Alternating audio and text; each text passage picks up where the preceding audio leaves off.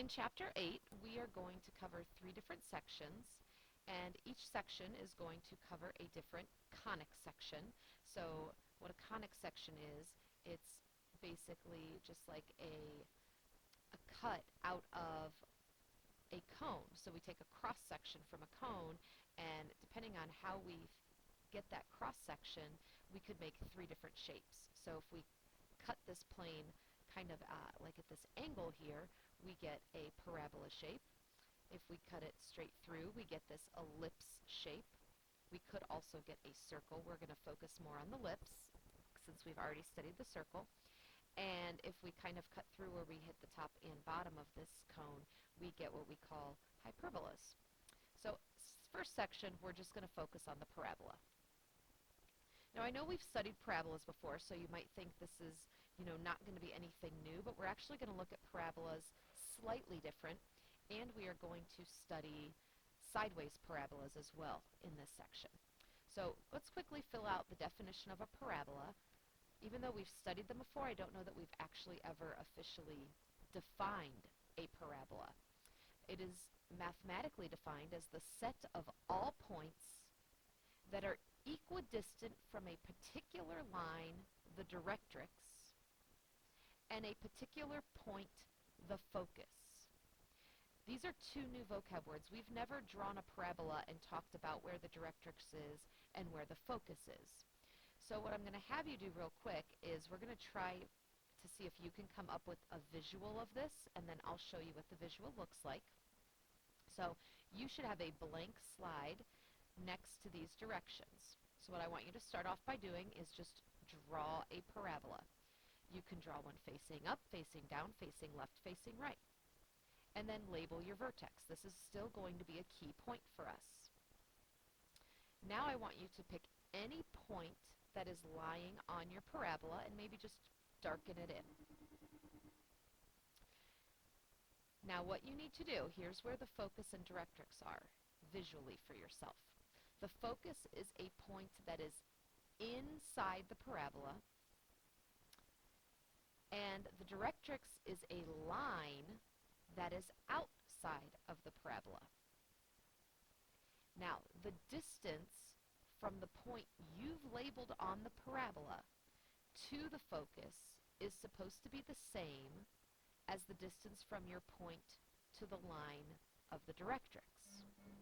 Obviously, you're drawing this by hand. You're not going to be exact. Sorry, there's an announcement going on in the background. I'm going to hold on a second.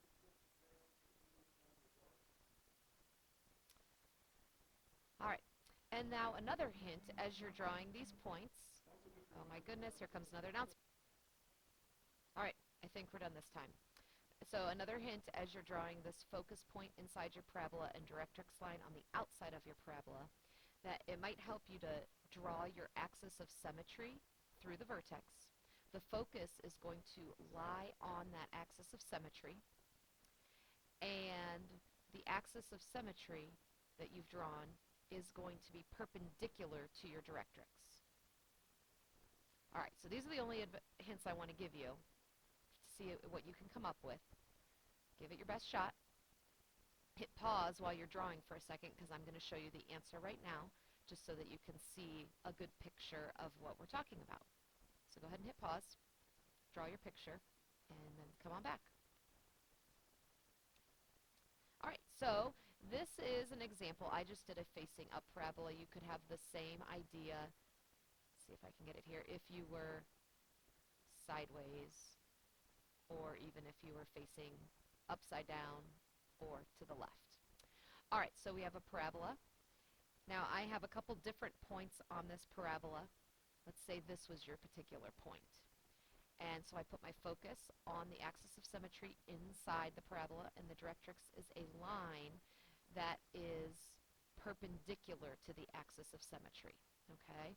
And my distance from my point to the directrix and my point to the focus, that distance should be the same. And so here's a different point with the same idea. So this is what the definition of a parabola means, that any point on this parabola is equidistant to this line, the directrix, and this point called the focus. Now, we said that we have studied parabolas before, and I said they're going to be a little bit different now. What we're used to looking at is like a y equals x squared equation, and sometimes there's some a value in front of that. Well, what's going to happen is now we're going to look at them more from the squared term on the left. I know that's just a little bit different, not too hard to change.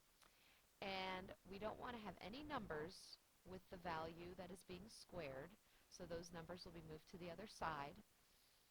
Now, I know this 4py is a little bit different. I'm going to explain that in a second.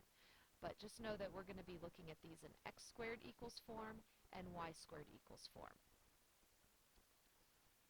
When this is all we have, our vertex is simply 0, 0. So that's one important piece of information you can draw from the equation. The other thing you can draw is, you guys know when it's an x that's squared, the graph is going to be facing up or down. However, when it's the y that is squared, the graph is going to either be facing right or left. Now, you wanted to know about that 4p, I'm assuming. The p itself is the length of the focus and the directrix from the vertex. So real quickly, if I go back to my picture, your p is this distance. So when you have an equation, the p is not always necessarily what's going to be given. It's usually 4p that's going to be given, but we can still figure out that p so that we can figure out where the focus and directrix lie. So just a real quick example. I know this isn't in your notes, but you could write this down. So let's say we have y squared equals negative 8x. So this is a y squared, so I know right away it's going to open either to the left or right. Because there's a negative over here, that actually tells me it's going to open to the left, so some information I can already pick from this. I know my vertex right away is at 0, 0. There's nothing being added or subtracted to move that vertex off of the origin. And I also know that my 4p is equal to negative 8. Actually, I'm not even going to worry about the negative because p is a distance. So p is equal to 2. So I don't want to have a negative 2 for my p value. Now what that tells me, I can give myself a quick sketch. Facing left, center, or vertex, is at 0, 0. What I can do from here now is I can label the focus and the directrix, because I know the focus is inside and it's going to be 2 units away from the origin. So my focus is at the point negative 2, 0.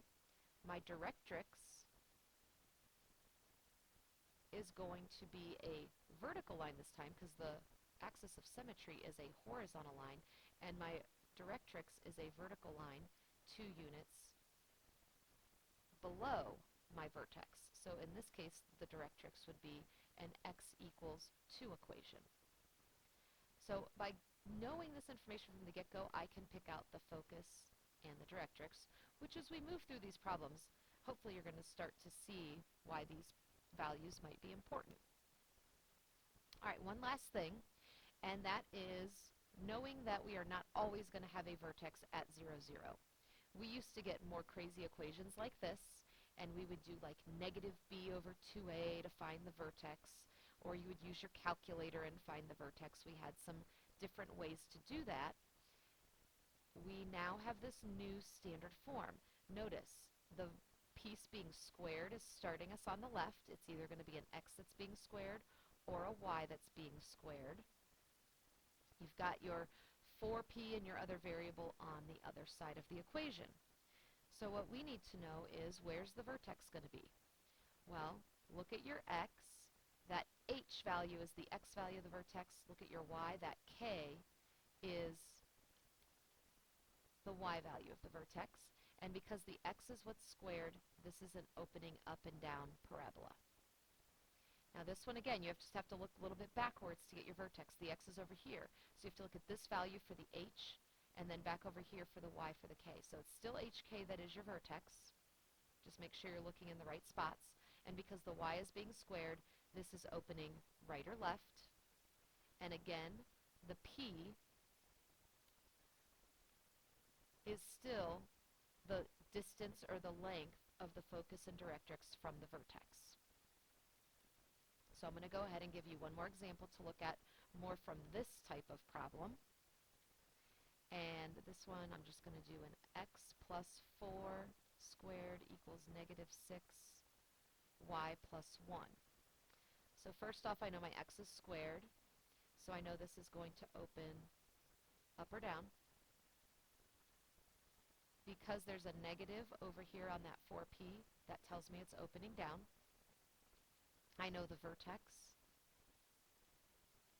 is going to be at the hk value, with h is always on my x, so it's a negative 4. K is always on my y, that's a negative 1. So I have the vertex at hk. And now my 4p is equaling 6. So that means p equals 6/4, which I'm going to simplify to 3/2.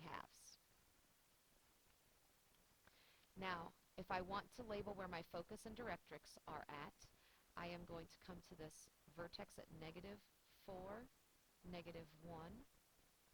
That's my vertex, and this is opening down. So again, this isn't perfect, but it's going to help me find my two key points. So I'm going to draw my axis of symmetry. I know that my focus has to lie 1.5, 3/2, 1.5 units from this vertex inside of here. So there's my focus. And then my directrix is 1.5 the other way, and it's going to be a horizontal line.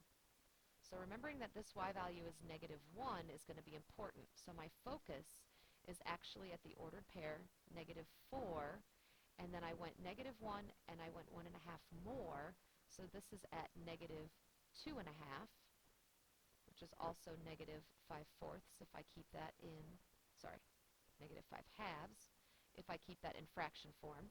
And my directrix is a horizontal line, y equals, that was 1.5 the other direction, so that is at positive 1/2. So a little bit of thinking, a lot more thinking actually, when the vertex is at an ordered pair as opposed to just the origin. But I think if you can visualize it and keep things straight, it's not that hard to find these two key pieces of information. All right, that's it for our intro. Tomorrow we'll be doing a problem set to walk through a few more types of examples.